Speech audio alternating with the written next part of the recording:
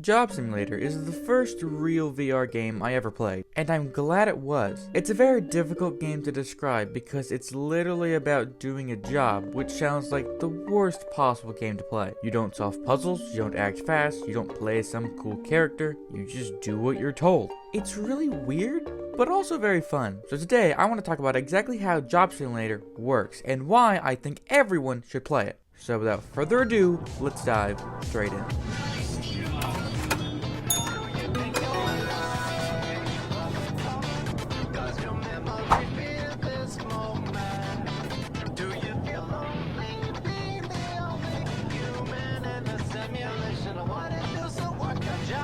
So the first real thing you need to know about Job Simulator is, it's not really a game. It's a playroom with jokes. You can't actually interact with the tasks you're given at all. You're told what to do, and you do it. Even if you try to break the rules, it still works out. In fact, if nothing goes wrong in the next 10 seconds, the job's yours.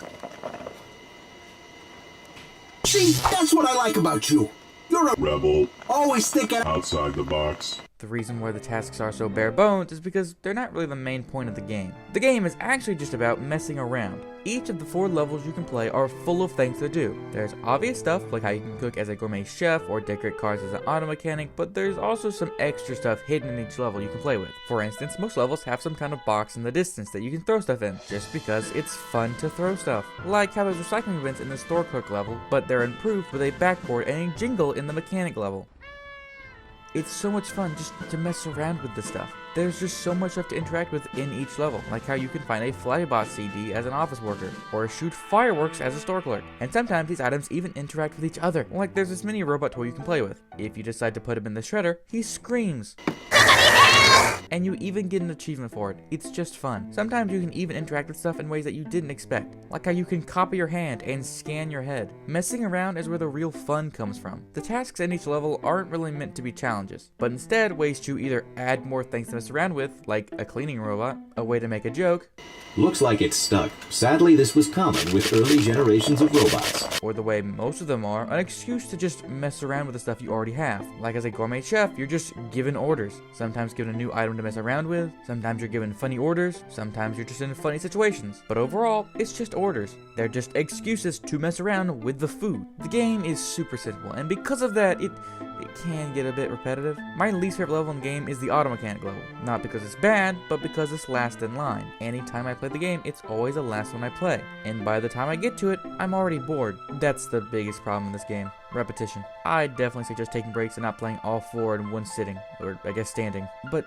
why? Why do I suggest playing this game even though I've admitted it's very repetitive? Why did I say that everyone should play it? Well, again, it comes down to simplicity. It's the perfect VR beginner game. You don't think fast, move fast, make decisions, use your brain at all. It's all about just messing around and having fun in VR, which is perfect if you're new to VR. You don't even move, which makes it even easier for new players. Literally, it is perfect. Just have fun, mess around, and laugh. Is it a perfect game? No way. But it is a perfect practice game for newbies.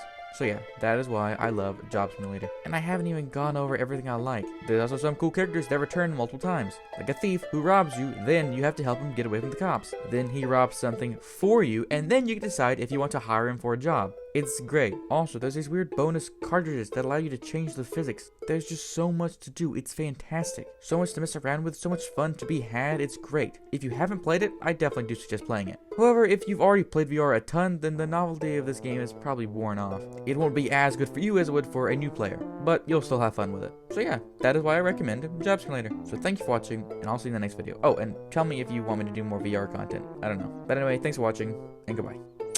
I'm freezing. I recorded this in my attic.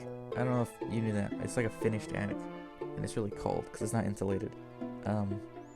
But it's like the most quiet in the house. Also, I've been whispering a bit because I know my sister's sleeping, and I don't want to wake her up. And I don't know if I've been talking too quiet. I probably am talking too quiet. It's fine. I don't care.